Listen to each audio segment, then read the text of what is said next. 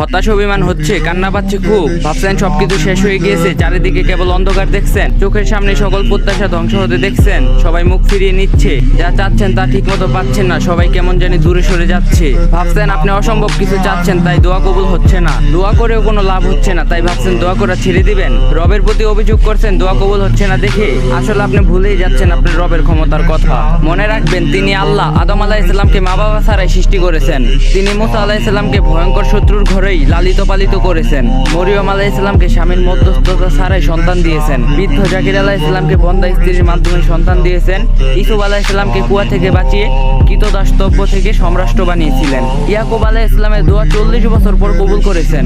এভাবে তিনি আপনার চারপাশে প্রতি মুহূর্তে হাজারো অসম্ভবকে সম্ভব করেছেন। তিনি নিশ্চয়ই আপনার দোয়া কবুল করে নেবেন। ভুলে যাবেন না তিনি বিশাল আরশের মালিক। তার কাছে অসম্ভব বলতে কিছুই নেই। নিশ্চিতভাবে আপনি সঠিক সময় সবকিছু পেয়ে যাবেন ইনশাআল্লাহ। শুধু ধৈর্য ধরুন, তার উপর ওয়াকুল করুন এবং তার কাছে চাইতে থাকুন। আপনার রব জানেন আপনার জন্য কখন কি মঙ্গলজনক, তাই থেমে যাবেন না, হতাশ হবেন না, দোয়া কবুল করতেই থাকুন। আজকে না হোক একদিন ঠিকই হবে।